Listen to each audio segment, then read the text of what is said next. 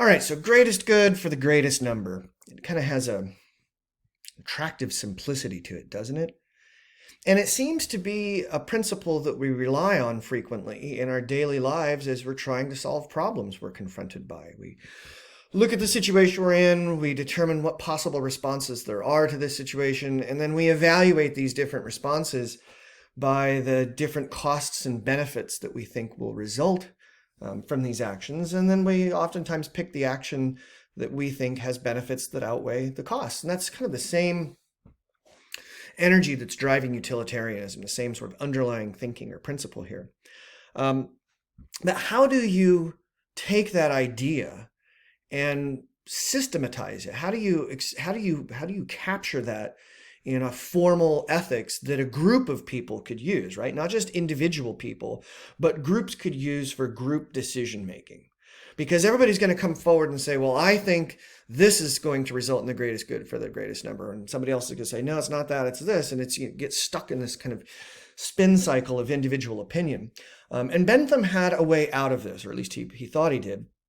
And his way out of it is oftentimes referred to as the calculus of felicity.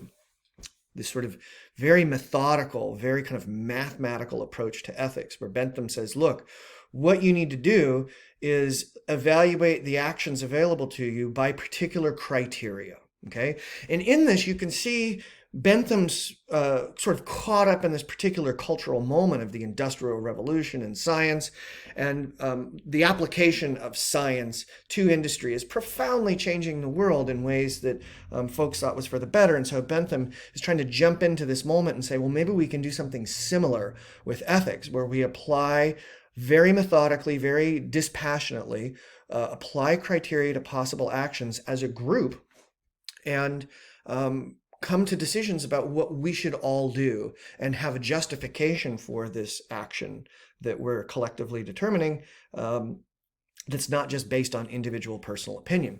So Bentham says this: look at this potential action and ask yourself this: how intense is the pleasure that you think is going to result from this action? How intense is that pleasure likely to be? And Bentham would say, give this a value, right? Rank it 1 to 10. 10 is like, knock your socks off. This is so intense.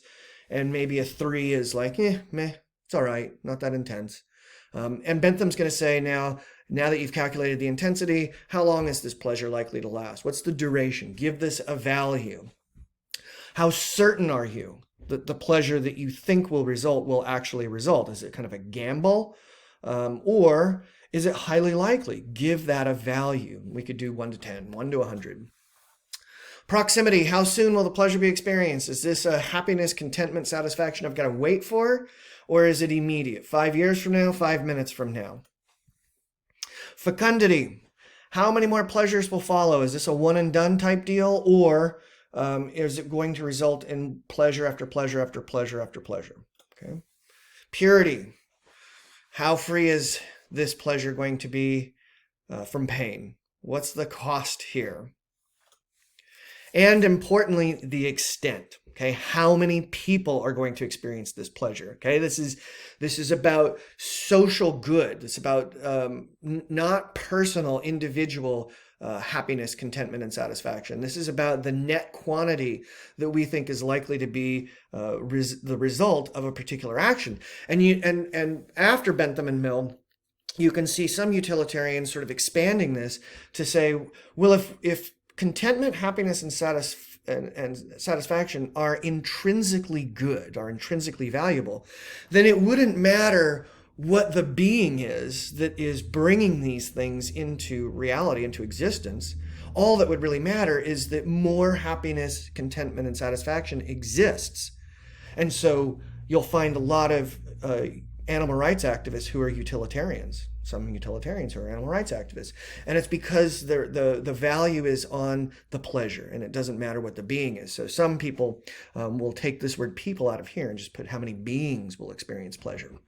All right, so Bentham would say, assign each of these categories a particular value, and then you could sort of add them up. What's the action that we think is going to produce the greatest amount of contentment, happiness, and satisfaction? And it's said that Bentham used this kind of approach to making a decision about whether or not to get married. And so he's asking himself, like, all right, so if I partner with this person, how intense is that pleasure going to be? And for how long is that pleasure going to last? And am I really certain that this pleasure that's going to result from the marriage is going to result from this action? And how soon am I going to, he'd go through all these criteria. And importantly, what Bentham would be thinking about as he's weighing this decision is not how these criteria apply to him. It's how these criteria apply to everybody who's potentially impacted by this decision to get married. So you'd have to think about is who's going to be disappointed or upset if we get married, because that has to go down here in this free from pain, right? What's the cost? The cost is, person X is going to be really disappointed that I'm not marrying them, or this family is going to be really disappointed because they don't like me. Okay, and so Bentham would be thinking about everybody who's potentially impacted by this decision. It's not just weighing these things as it relates to him. In fact, Bentham would say, even if this isn't what's best for me, what's going to make me the happiest, if this decision is what's going to make bring into existence the greatest amount of contentment, happiness, and satisfaction, I'm ethically obligated to do this, even though there might be better options for me as an individual. And he would say you could make the same decision about, do you go to college or do you go party?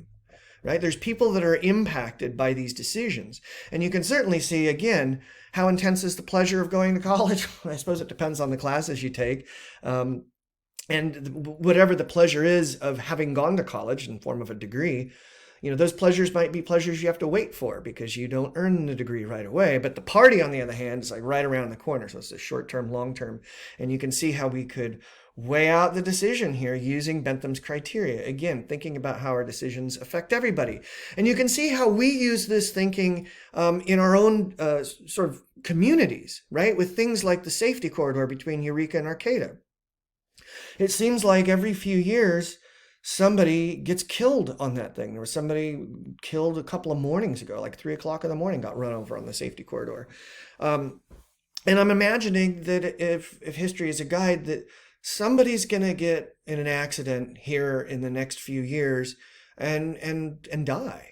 Right? Maybe at Indianola Cutoff, though, somebody will swing out. That's what usually happens. Somebody swings out into traffic and gets T-boned, and people get really injured. But we could prevent that future death really easily by just dropping the speed limit from 50 to 10 on the safety corridor and on Old Arcata Road. And that would, make it highly unlikely that somebody would get in an accident on the safety corridor. Now, I know you're thinking like, oh, people just speed anyway. It's like, yeah, it's true. But fewer people would. And it's almost certain that whoever is destined to be T-boned at Indianola Cutoff in the next few years, it's almost certain that person wouldn't experience that. And we could save that life. But we've made a determination that the costs of saving that life by dropping the speed limit from 50 to 10 outweigh the benefits. Right? It's kind of hardcore. But we know that if we drop the speed limit on Old Arcata Road and on the safety corridor, the impacts of that on the general population would be tremendous. We'd probably have a fairly significant population move from the northern part of the county where people are saying like, look, I work in Fortuna and I live in McKinleyville or Trinidad, and I can't afford the time it now takes me to get to work. So there might be a population shift. We're certainly giving up valuable moments of our lives now commuting on this 10-mile-an-hour road. And so we've made this determination that as crass as it is, it's worth it to us. It's worth that life. We don't know whose it is, but it's worth that life that would be saved in the future for all of us to reap the happiness, contentment, satisfaction that we attain when we're not having to do that slog at 10 miles an hour down the safety corridor. All right, so you can see how utilitarian thinking is a part of our lives in a lot of ways, whether we like it or not, okay? And in the next lecture, I'm going to show you how it's really been in our lives for the last couple of years.